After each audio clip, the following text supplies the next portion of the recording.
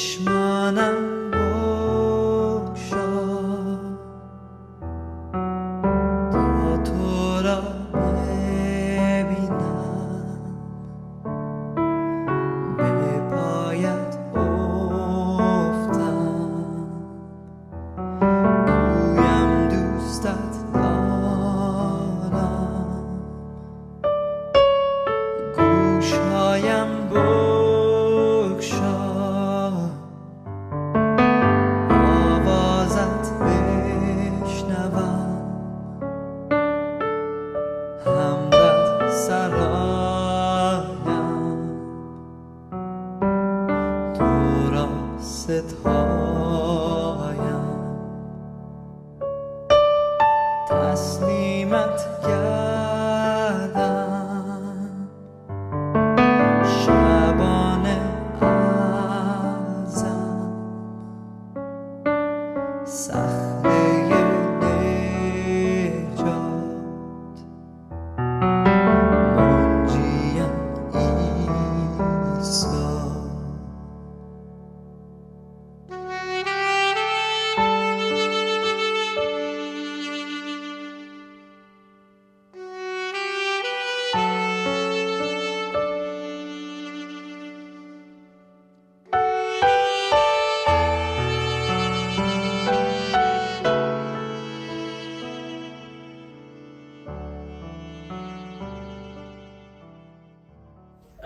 Først og fremmest tak for invitationen. ممنونم. اول از همه تشکر میکنم بابت دعوت Og jeg fik lov fra Nasser at tale på engelsk. و ناصر به من گفتش که میتونی به انگلیسی صحبت کنی. Jeg føler mig lidt sikker og tryg at udtrykke mig på engelsk end dansk. من به انگلیسی راحت‌تر و احساس امنیت بیشتری میکنم وقتی به انگلیسی اجازه دارم صحبت بکنم. So I was asked to talk a little about the Christians in Egypt, where I come from. از من خواسته شده یه مقدار در مورد مسیحیان در مصر صحبت بکنم، جایی که کشوری که من از اونجا آمدم. And I will ask my brother Nasser to read from Acts. و من از ناصر میخوام که از اعمال رسولان برای من بخونه. Chapter 2. فصل 2. اعمال رسولان. اعمال رسولان. Yeah, but it name. اعمال رسولان. چون فصل 2 فاوس 1-10 نزول روح القدس در پنتاکوست. میخواید به احترام کلام خداوند بایستید؟ چون روز پنتاکوست فرا رسید همه یک دل در یک جا جمع بودند که ناگاه صدایی همچون صدای وزش تندبادی از آسمان آمد و خانه‌ای را که در آن نشسته بودند به تمامی پر کرد. آنگاه زبانه‌هایی دیدند همچون زبانه‌های آتش که تقسیم شد و بر هر یک از ایشان قرار گرفت. سپس همه از روح القدس پر گشتند و آنگونه که روح به ایشان قدرت تکلم می‌بخشید به زبانهای دیگر سخن گفتن آغاز کردند. در آن روزها یهودیان خداترس از همه ممالک زیر آسمان در اورشلیم به سر می بردند. چون این صدا برخاست جماعتی گرد آمده غرق شگفتی شدند، زیرا هر یک از ایشان می شنیدند که آنان به زبان خودش سخن می گویند. پس حیران و بهت‌زده گفتند مگر اینها که سخن می گویند جملگی اهل جلیل نیستند؟ پس چگونه هر یک میشنویم که به زبان زادگاه ما سخن میگویند؟ پارتها و مادها و ایلامیان، مردمان بین النهرین و یهودیه و کاپادوکیه و پونتوس و آسیا، فریجیه و پامفیلیه و مصر و نواحی لیبی متصل به قیروان و نیز زائران رومی، چه یهودی شده و همچنین مردمان کرت و عربستان، همه میشنویم که اینان به زبان ما متن اعمال عظیم خدا را میگویند. Tak for det. I will not talk about Pentecost or Pinsa. در مورد پنتاکوست سخن نخواهم گفت، این نیست. In verses 9 and 10. بلکه در آیه های 9 و 10 it's mentioning a lot of countries and a lot of nations and a lot of languages. کلی کشورها، قومها و زبانها رو یاد میکنه. And the Bible distinguished Egypt and from the Arabs. و در این کتاب مقدس مصر رو از عربها جدا میکنه. They are not the same. و اینها یکسان نیستن. They are not talking the same language. چون که اونها به یک زبان سخن نمیگن. And this makes me try to give you a story about the Christians in Egypt. و به خاطر همینم میخوام که یه مقدار داستان مسیحیت در مصر رو برای شما تعریف بکنم. Because as the Christians we don't consider ourselves Arabs. چون که ما مسیحیای مصر خودمون رو عرب نمیدونیم. In the Old Testament در عهد عتیق we know that several prophets visited Egypt. میدونیم که انبیاء مختلفی مصر رو ملاقات کردن، اومدن به مصر. Abraham, Isaac, Jacob, Moses, ابراهیم، اسحاق، یعقوب، یوسف. In the New Testament, Jesus, Mary and Joseph, they visited Egypt and Jesus came as a refugee to our country. در عهد جدید عیسی، یوسف پدرخوانده‌اش و مادرش مریم به مصر رفتن، به عنوان پناهجو رفتن به مصر. He stayed for several years and then they went back to Israel. یه چند سال اونجا موندن و بعد برگشتن به سرزمین اسرائیل. And here from this text we know that there were some Egyptians, they heard Peter's speech. و در این تکست ما خوندیم که در این متن خوندیم که یک سری مصری بودن که موعظه پتروس رو شنیدن اون روز. And they were baptized, they heard it by their own language, not the Arabic. به زبان خودشون، نه به زبان عربی، بلکه به زبان خودشون این کلام رو شنیدن. And they believed in Jesus. و از روح القدس پر شدن و به عیسی ایمان آوردن. And they went back to Egypt. و برگشتن به مصر. After that, Saint Mark, the evangelist who wrote the book of Mark, بعد قدیس مارکوس همون که انجیل مرقس رو نوشته، he visited Egypt. او به مصر رفت. He stayed in Alexandria, it's in the north in Egypt. در الکساندریه در شمال مصر اقامت داشت. And he started preaching and a lot of Egyptians started converting to Christianity. و اون شروع کرد اونجا بشارت دادن و در اون نواحی اسکندریه و خیلی از مصری‌ها شروع به گرویدن به مسیحیت کردن. He came 40 AD. 40 AD. سال در سالهای 40 بعد از مسیح. بعد از مسیح. And he was able to make a lot of disciples. و خب خیلی شاگرد سازی کرد. And Christianity spread from the north to whole Egypt afterwards. و از اون به بعد مسیحیت از شمال مصر به دیگر نواحی مصر اشاعه پیدا کرد. And in the first century, و در قرن اول مسیحی the majority of the Egyptians they converted to Christianity and it became a Christian country although it was under the Roman Empire. و اکثریت مردم مصر به مسیحیت گرویدن و بیشتر مصریان مسیحی شدن هرچند که تحت سلطه قدرت امپراتوری روم بودن. During the Roman period, the first 300 years, the Christians were persecuted. در 300 سال اول در تحت قدرت امپراتوری روم همونطور که می‌دونید مسیحی‌ها تحت جفا بودن.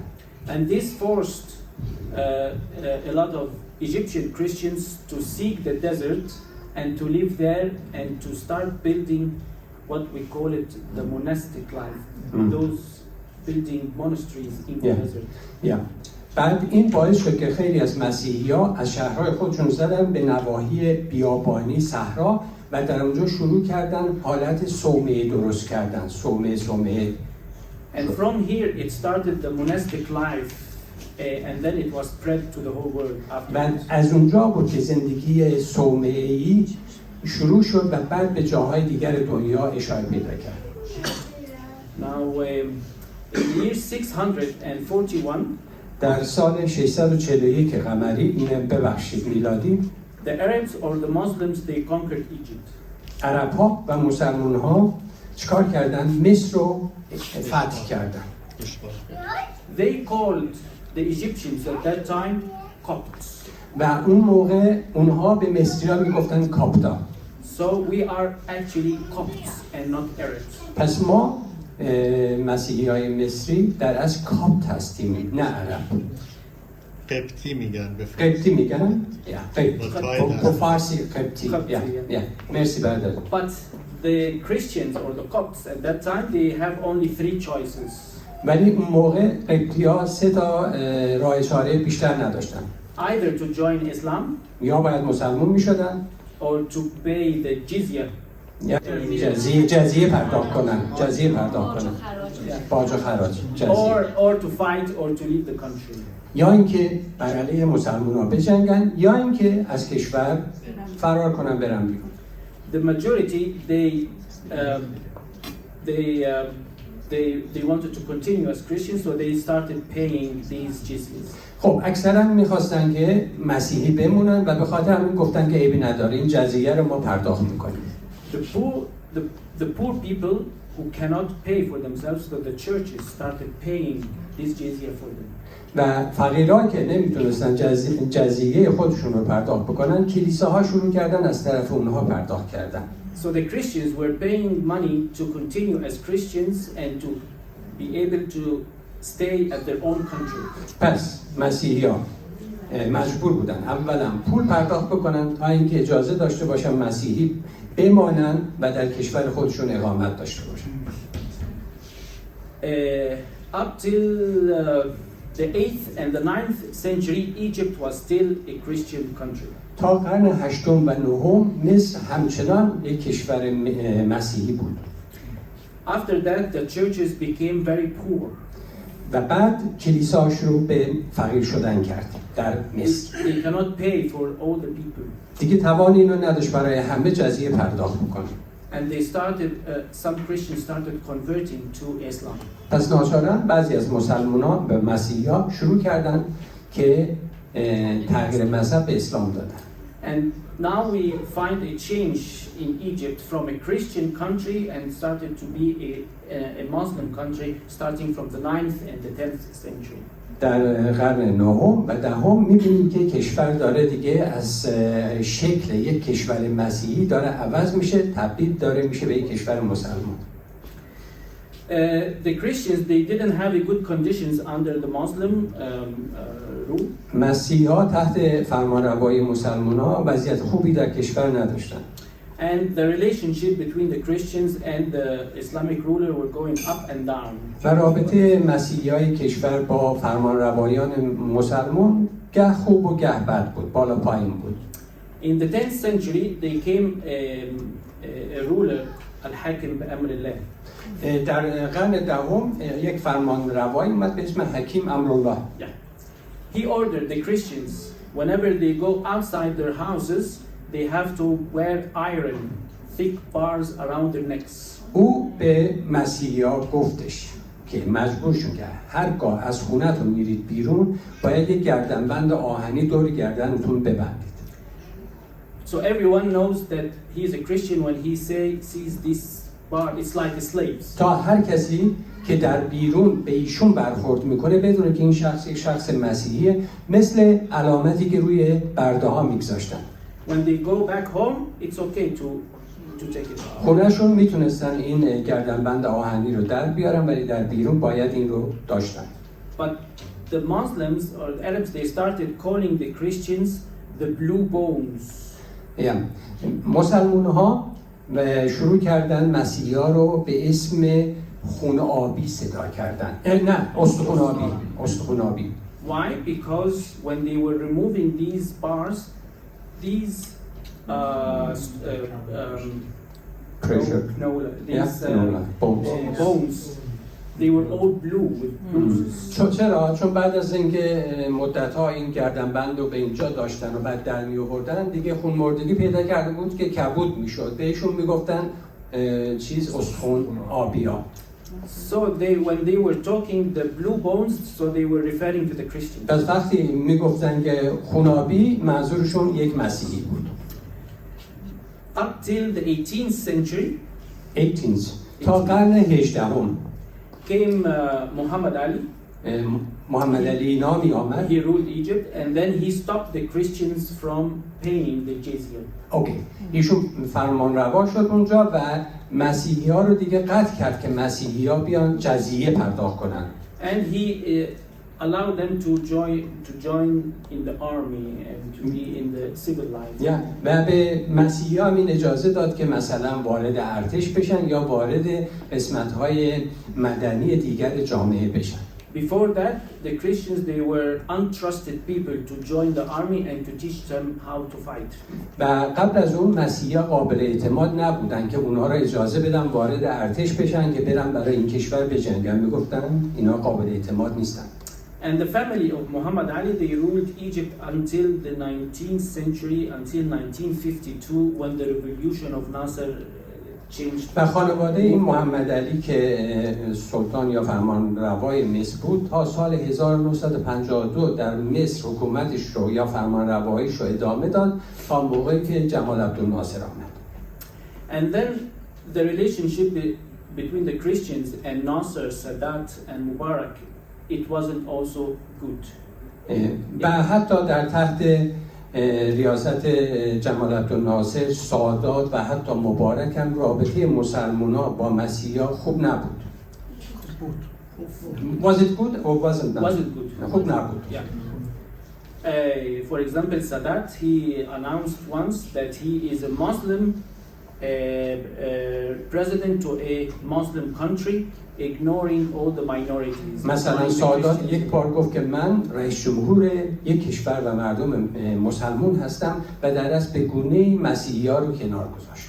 At that time, at that period, the Muslim Brotherhood, they were working a lot under the ground. در این موقع هم این سازمان اخوان مسلمان که شنیدید دیگه در زیر زمین به طور مخفیانه کارها و فعالیت‌های خودشون ادامه میدادن. اخوان المسلمین.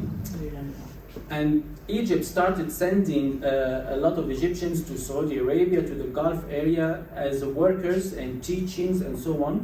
And when they returned back to the country, they were filled with some Wahhabi or extremist ideas.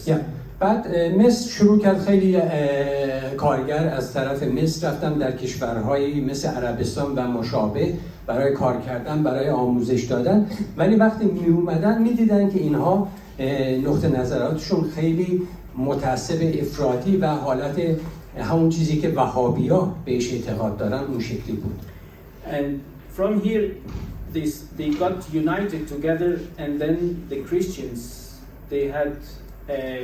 they started to be real persecuted with these people. بعد اینا که برگشتن شروع کردن که مخصوصا مسیحیای مصر رو تحت جفا قرار بدن. I'll give you some examples. یه نمونهشو بهتون بگم. The churches, they were attacked.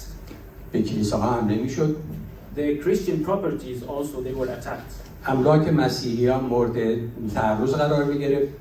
But it was painful to know when a Christian property was attacked, there weren't anyone being really punished for it.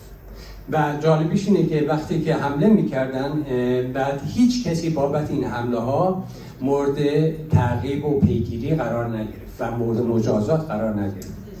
The Bible, it was criticized in the media without giving a chance to the Christians to defend or to explain. و در رسانه‌های عمومی در مورد کتاب مقدس بعد میگفتن بدون اینکه به کتاب مقدس و مسیحیان این فرصت رو بدن که دفاعی از خودشون داشته باشن یا حرفی برای گفتن داشته باشن. The Bible was corrupted. میگفتن که مثلا کتاب مقدس دستخورده است، فاسده. They were bringing the Song of Songs مثلا کتاب غزل‌های سلیمان رو نمونه می‌گرفتن. They will read the part of it in the media and say, oh, this book is filled with sex. و تو رسانه‌های عمومی اینو میگفتن بخونید ببینید که این مثلا سرودا چقدر شهوانیه. This cannot be a sacred book filled with all of these. این که نمیتونه کتاب مقدس باشه وقتی یک اینجور چیزی در اون نوشته شده. The converts, if a Muslim want to convert to Christianity, و اگر مسلمانی میخواست به مسیحیت بگرایه it was a very difficult and I think you all know he was being beaten, put in prison, separated from his family, take all his properties. خیلی بد بود براشون. اولا میگرفتن میزدنشون یا اینکه زندان مینداختن، از ملک خودشون، از خانوادهشون اینها رو دور میکردن. Also in the churches, if you just want to repair a door or prepare just a thing in, you had to send to the president to be able just to prepare something in the church. فرض کنید اگر می‌خواستید چیزی رو تعمیر بکنید در یک کلیسا، باید از فرض کنید از رئیس جمهور اجازه می‌گرفتید که می‌خوایم یه دری رو ما تعمیر بکنیم.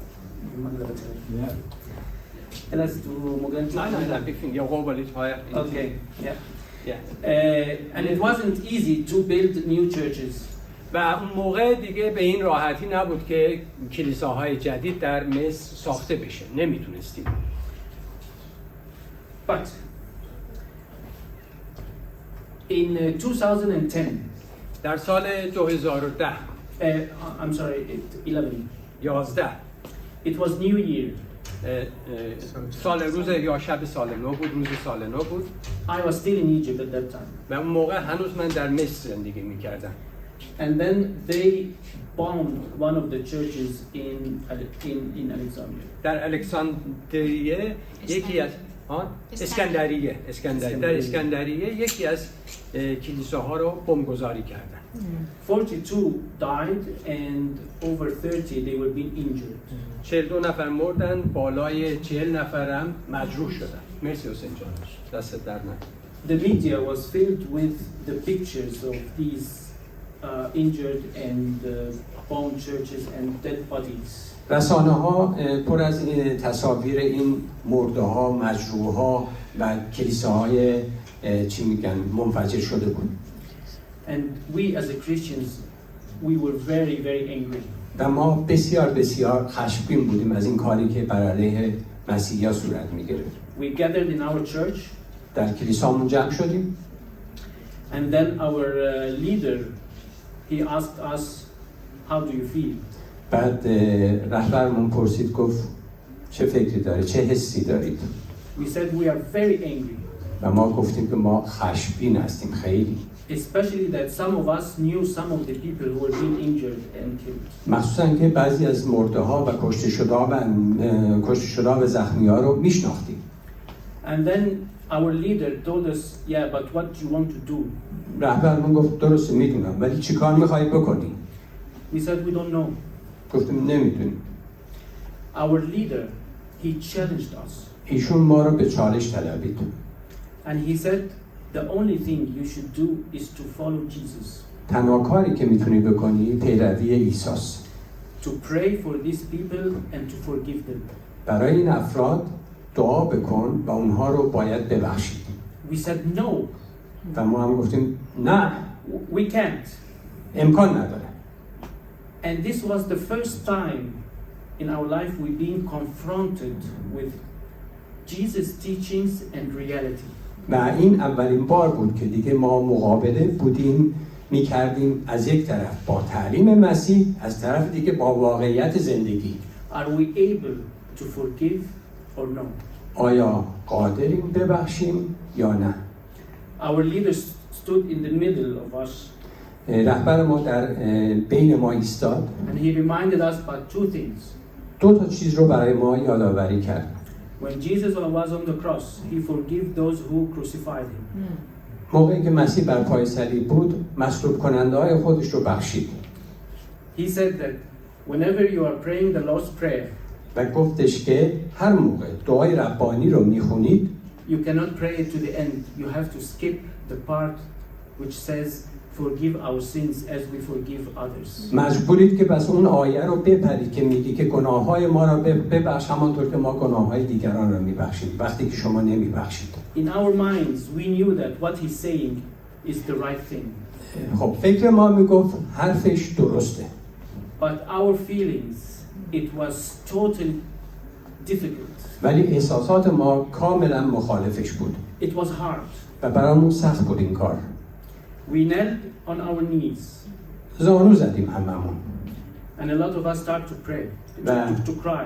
و خیلی از ما شروع به گریه کردیم. God, we cannot do it. خداوند ما نمیتونیم این کار رو بکنیم.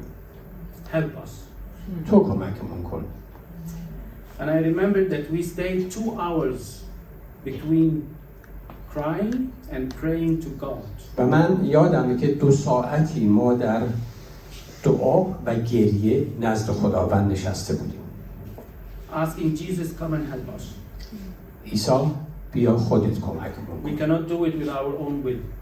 اراده ما این رو نمیپذیره. تو کمکمون کن. And after 2 hours, و بعد از 2 ساعت we chose to pray for those who bombed the church. ما تصمیم گرفتیم که دعا بکنیم برای کسانی که کلیسا رو بمب گذاری کرده بودیم. To forgive them and to pray for them. ببخشیمشون و تازه براشون دعا هم بکنیم. And in that night, I have learned something in my life. و اون شب من یک چیزی در زندگی یاد گرفتم. I felt, and in our church felt, that we were coming to the church with a very heavy burden above our shoulders. ما این احساس رو داشتیم که ما در کلیسا حامل بر روی شونه هامون حامل وزن زیاد خیلی سنگینی بودیم. And when Jesus helped us and we helped each other, we took our heavy burdens and we give it to Jesus. و مسیح ما رو کمک کرد که این بارمون رو هممون برداریم و به مسیح بدیم. And our hearts was filled with peace. و قلبامون پر از صلح شد. Our leader, he challenged us again. رهبر ما دوباره ما رو به چالش طلبید.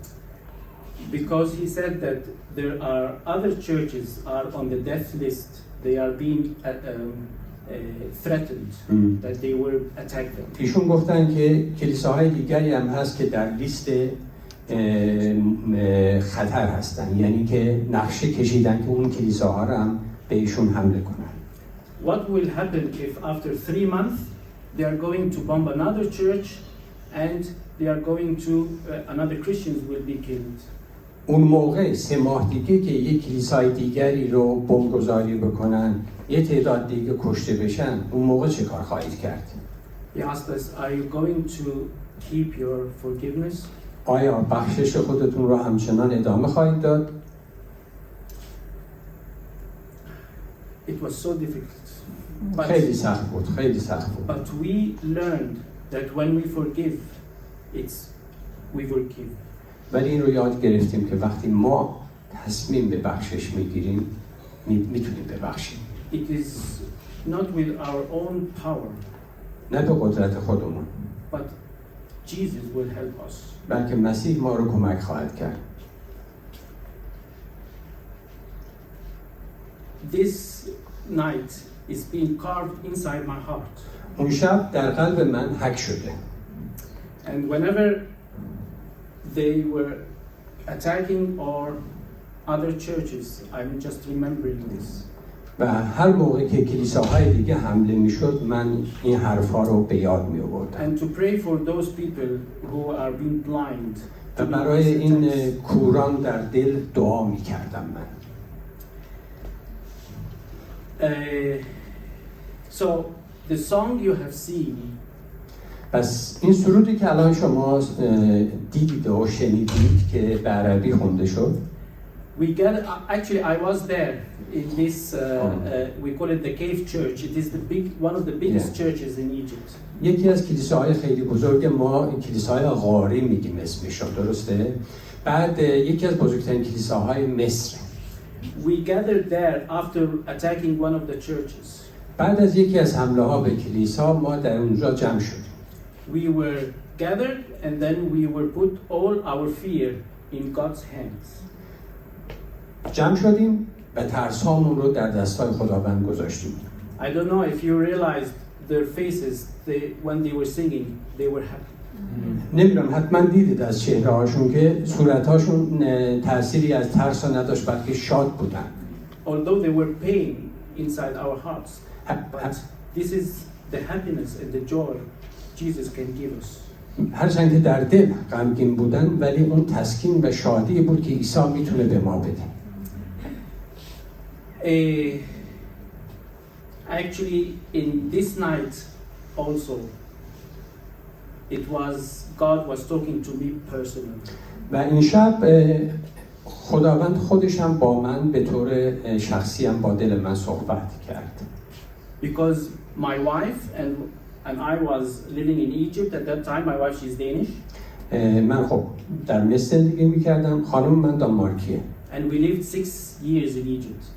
و 6 ماه you two lived in Egypt for 6 months. My 6 wife years. and- Okay. من و خانم دانمارکیم 6 سالی در مصر با هم زندگی کردیم. And then God started talking to our hearts to move to Denmark. بعد خداوند شروع کرد با دلهای ما صحبت کرد که به دانمارک برگردیم. But I prayed to God and said, I don't want to move because of fear, that we are afraid something happens.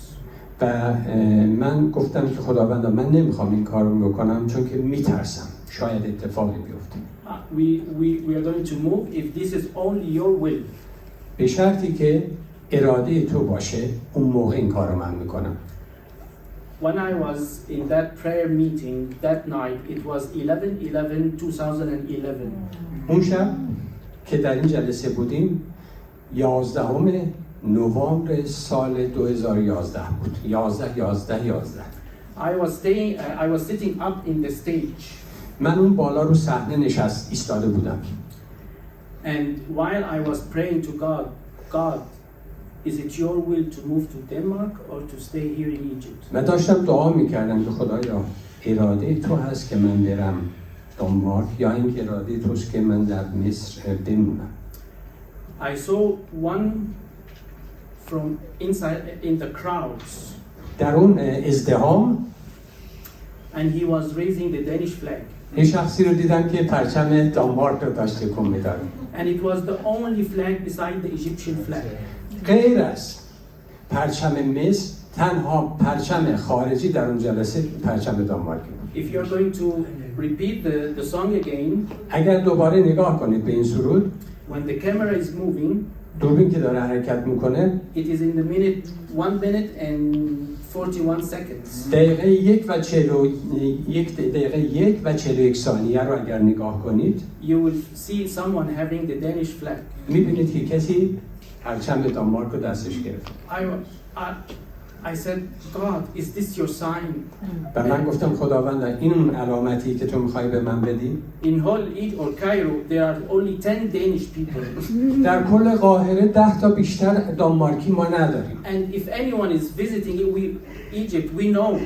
و اگرم که اینجا باشن ما اینا رو میشناسیم. Who is having the Danish flag? این in کیه this که با crowd? پرچم دانمارکی در این ازدحام بزرگ قرار داره؟ I was not able to come and see who was him. نتونستم پیش برم ببینم که چه کسی این پرچم رو در دست داشت. I returned back to my wife. برگشتم به خانومم And I told her, you're not going to believe what I've seen. و بهش گفتم باور نداری چی دیدم. I told her while I was praying, I've seen the Danish flag. گفتم که داشتم که دعا میکردم پرچم دانمارک رو دیدم. She said, no. من رو So I showed her the YouTube, بعد فیلم یوتیوب اینو به خودش نشون دادم.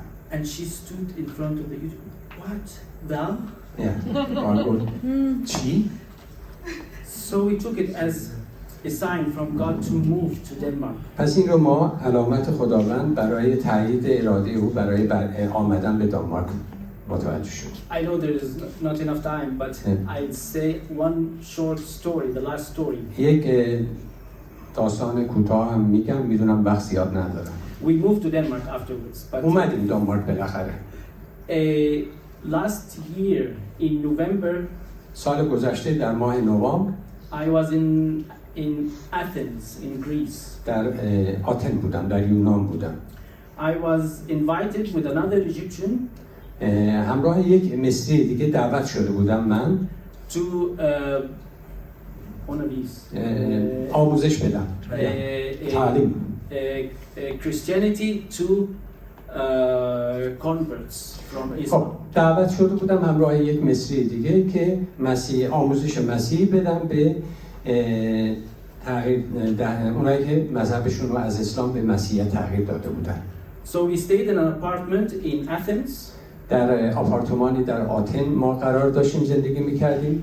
And there were Iranian couple و from England. یک زن و شوهر ایرانی از انگلستان هم اونجا بودن. They were really lovely couple. یک زن و شوهر بسیار دوست داشتنی. So we were going to the Arabic speaking people and preach them, and they were going to the Iranians. ما and میرفتیم preaching با them. اونایی که مثلا عرب هستن که به مسیحیت گرویدن، اونا میرفتن با اونا صحبت میکردن. ایرانیان میرفتن با فارس زبانایی که به مسیحیت گرویدن صحبت میکردن. And at the end of the day, we were meeting together and sharing some of the stories. و آخر روز هم می‌نشستیم و با هم داستان روز رو برای هم دیگه تعریف می‌کردیم که تو چی تجربه کردی، تو چی تجربه کردی. Their name was Bijan and Laila. بیژن و لیلا اسم این زن و شوهر بودن. So they asked me, how did you come to Denmark? و اونا به من گفتن چی شد که رفتی دانمارک؟ I showed them the song سرود رو نشونشون دادم and told them the story in details. و داستان رو به جزئیات براشون توضیح دادم. And then suddenly, Laila, بعد یهو لیلا she told me, can you put this song again? میتونی یه بار دیگه پخشش کنی؟ Yes, I said, yes, of course. And then she said, can you repeat it again and again and again? هی گفت بذار دوباره یه بار دیگه بذار. I didn't understand, but I said, okay. نفهمیدم ولی گفتم باش بیا. And then one night, I had a big pain in my leg. یه شب اونجا بودیم پام خیلی درد شدیدی گرفت. So Bijan, he offered me, he said, come, I would like to pray for you and I would like to massage you. بیژن گفت بذار هم برات دعا بکنم هم ماساژت بدم. I said, okay, and then I said, he come on his knees. و ایشون اومد زانو زد. He started massaging my foot پامو ماساژ داد and he was praying. و دعا هم میکرد. And then I said, okay, I'm tired. و I من would like to go and sleep now. و من بهش گفتم خب دیگه خسته شدم میخوام برم بگیرم بخوابم. The next day, the pain was weg. روز بعد درد کاملا رفت شد. And then I was a little doubt. I said, okay, I will not say anything, but I will stay the whole day, go, and after the day was ended, I didn't feel any pain. و به اولش چیزی گفتم ازم بذار یه ذره راه برم این امروز رو سر بکنم ببینم که این درد دوباره برمیگرده. آخر روز دیدم نه دردی نبود. So I went back to him. I said, this is what happened. And were you praying for? He said, yes, I was praying for you. و من بهش رفتم و گفتم که این اتفاق برام افتاده. آیا تو برای من دعا کردی؟ گفت بله. That was last November. خب نوامبر سال گذشته بود دیگه این اتفاق افتاد. And then we were offered, they said that in February there is another conference if you would like to come. و به ما گفتن اگر بخوایم بیاییم میتونید ماه فوریه هم دوباره برگردید همین کار رو انجام بدید. So we said yes, we would like to come again. ما گفتیم ما برمیگردیم. So I said to Bijan and Laila, I would not say goodbye, but see you soon. و به بیژن و لیلا گفتم دیگه خداحافظی نمی‌کنیم ولی می‌بینمتون. So we met each other again last February. فوریه ما در ماه فوریه همدیگر رو دوباره ما دیدیم. And in this conference there were a lot of missionaries from different countries. و در این کنفرانس اخیر در ماه فوریه میسیونرها از کشورهای مختلفی جمع شده بودند. They were Iranians, they were people from Afghanistan, they were Arabic people, Iraq, Egypt and ایرانی، افغانی، عراقی، مصری و همینجور زیاد بودن. And one day while we were eating breakfast came a pastor, Iranian pastor, he's living in the US States. یه روز که داشتیم صبحونه می‌خوردیم یک شبان ایرانی که در آمریکا زندگی میکنه ایشون اومدن پیش ما. یک link did a PowerPoint. And then he said, I see a lot of Iranians and Egyptians and Arabic speaking people and we don't know each other. Should we just meet together and have a talk? و ایشون گفتش که دارم میبینم که کلی ایماندار ایرانی و فارس زبان و عرب هستن. آیا دوست دارید با هم یک مشارکتی داشته باشیم، با هم یه دعایی داشته باشیم؟ We said yes, of course, it's a good idea. گفتیم ایده خوبیه چرا که نه. It wasn't a planned meeting, but he said there's no doubts or just meet. یه برنامه از پیش تهیه شده نبود و هیچ صورت جلسه‌ای هم نداشتیم و فقط قرار شد با هم دیگه مشارکت داشته باشیم. So we met each other and we were about 25 to 30 people. وقتی که دور هم جمع شدیم 25 نفر بودیم. Bijan or Laila, they were there. بیژن و لیلا هم اونجا بودن. Then the Iranian priest, he said, anybody would like to say or to share something? بعد اون کشیش ایرانی پا شد و گفت آیا کسی چیزی مطلبی شهادتی داره که بخواد در میون بگذاره؟ So Laila, she said, I would like to say something. لیلا گفت من دوست دارم یه چیز بگم. She said that I met these two Egyptians, Osama and Wesam, last November. لیلا شروع کرد از ما بگه که من در نوامبر گذشته وسام و اسامه رو ملاقات کردم And they showed me this song. و این سرود رو The same song. همون سرود رو پخش کردن. And she said, you know what, while Wesam and Osama, they were speaking in Arabic in the apartment, I was going to my room. و این لیلا گفتش که تو اون خونه که ما با هم مشترکاً زندگی میکردیم هر موقع وسام و اسامه عربی با هم صحبت میکردن من میرفتم تو اتاق خودم. She said, I don't like the Arabic language. زبون عرب رو دوست ندارم. She said, I hate it. متنفرم ازش. And then she said, because my father, he's an imam. و گفتش که از اونجایی که پدر خود من یک امام بود، Our home was beside the mosque.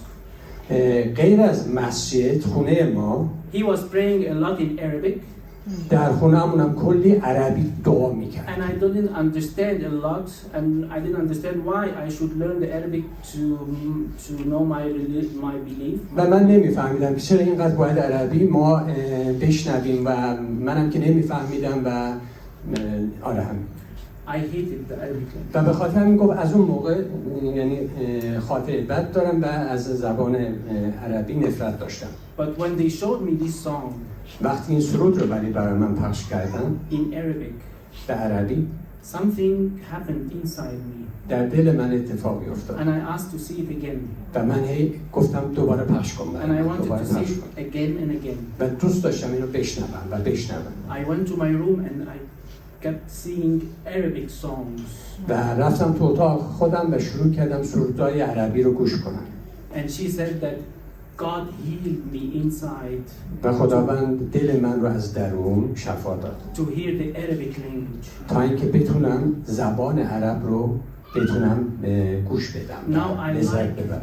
I like to hear and to listen to the Arabic language also with the Farsi songs. و الان دوست دارم در کنار سرودهای فارسی سرودهای عربی هم بشنوم. Then when I didn't know that, she didn't tell me that time. But then I said, okay, I have to tell a story. And I told my story about my food and how Bijan, he prayed for me and I was healed. خب ایشون این شهادت رو داد. من که نمیدونستم چرا به من میگفت این دوباره پخش کن. اینشون که این شهادت رو داد، منم شهادت شفای پای خودم رو دادم که چگونه بیژن وقتی برای من دعا کرد پای من شفا پیدا کرد. And suddenly the Iranian pastor, he said that he thinks that this is why God gathered us today. با اون کشیش ایرانی گفت که خب هدف همین بود که چرا الان میدونم چرا خدا ما رو دور هم جمع کرد اینجا. There were an Iraqi pastor, priest. یه کشیش عراقی هم اونجا بود. He said that he grew up on the border with Iran. و ایشون گفت که در ناحیه مرزی ایران بزرگ شده بود. And he was raised up that Iran is our enemy and we have to fight. و بزرگ شده بود با این باور که ایرانی دشمنای ما هستن باید با اونا بجنگیم. And all in my mind that they are enemy and I have to fight. و تمام فکر من پر این بود که اینا دشمنن ما باید با اینا بجنگیم. And when he was young he met a lady he didn't know that she had an Iranian origin and he loved her. بعد موقعی که جوان بود عاشق خانم جوانی شد ولی نمیدونست که اون خانم اصلیت ایرانی داره. And she was speaking I don't know Arabic or. And then he said that God started removing this hate from inside me. و خدا از اون طریق هم شروع کرد این نفرت رو از درون من برداشت. There was sitting another Iranian pastor. یه کشیش ایرانی دیگری هم اونجا بود. When he heard the story, so he started saying, and I grew up and I didn't like the Islamic culture. و ایشون هم یه کشیش ایرانی هم بود، گفت منم که بزرگ می شدم اصلا از این فرهنگ اسلام متنفر بودم. He said, we as Iranian, we had also our own great culture before and our civilization. ایشون گفتم ما هم خب تمدن بزرگ خودمون رو داشتیم و بهش افتخار می‌کردیم، اینا خودمون داشتیم. And I was always against all the Arabic و به خاطر همینم همیشه مخالف فرهنگ عرب بودم من. And suddenly this meeting it became just a confession from the people of God. They were confessing what's deep inside their heart from being separated two culture or enemies. و دیگه این جلسه تبدیل شد به دونه دونه افرادی که شروع کردن شهادت‌ها و اقرارهای خودشون رو کردن که چی بودن و چگونه الان هستن. And then there were two brothers from Afghanistan. دو تا برادر افغانی هم بودن اونجا. They said that their experience they were not treated good in Iran or I don't know, I don't remember. اونا شروع کردن راجع به این صحبت کردن که در ایران با ما بدرفتاری میشد اینجوری چیزا. And what happened in this meeting that it turned to repentance, it turned to forgiveness, and then we started praying for each other. خلاصه اون جلسه تبدیل به جلسه توبه، تبدیل به جلسه بخشش همدیگه و دعا و شفاعت برای همدیگه شد. I don't remember how long did it take this prayer meeting. یادم نیست این جلسه چقدر طول کشید جلسه دعا. The next day, the last day. روز آخر این دیگه آخریه. The Iranian pastor he had to do the goose change. کشیش ایرانی کشیش جلسه عبادی بود. He stood beside him was an Afghani pastor. کنارش یک کشیش افغانی بود. And on the other side an Iraqi pastor. در اون طرفش یک پاستور عراقی بود. They prayed together the goose changed. و با هم دعا کردن برای این جلسه عبادی. And the three of them they were giving the communion. و با هم دیگه اینا عشای ربانی رو پخش کردن. And his preach was what happened the day before about how did we pray for each other. و موعظه ایشون در مورد جلسه روز قبل و اینکه چگونه ما برای هم دیگه دعا کردیم بود. آمین. آمین. Tusind tak, وسام.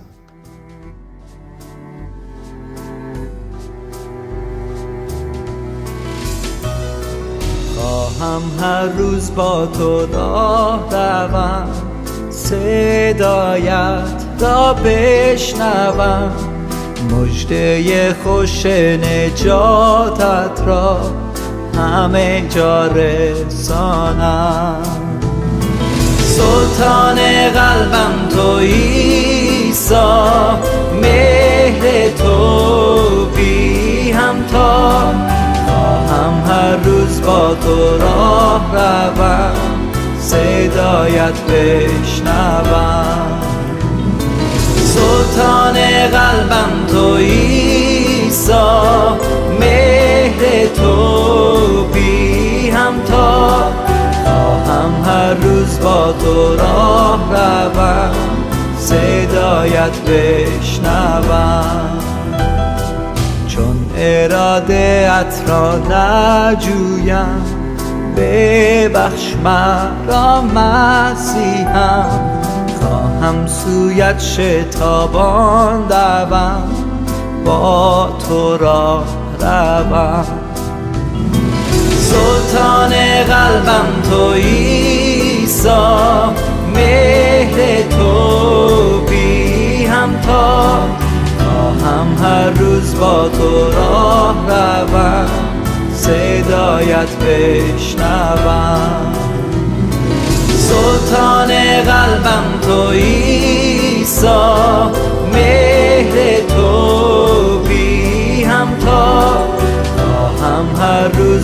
تو راه روم، صدایت بشنوم.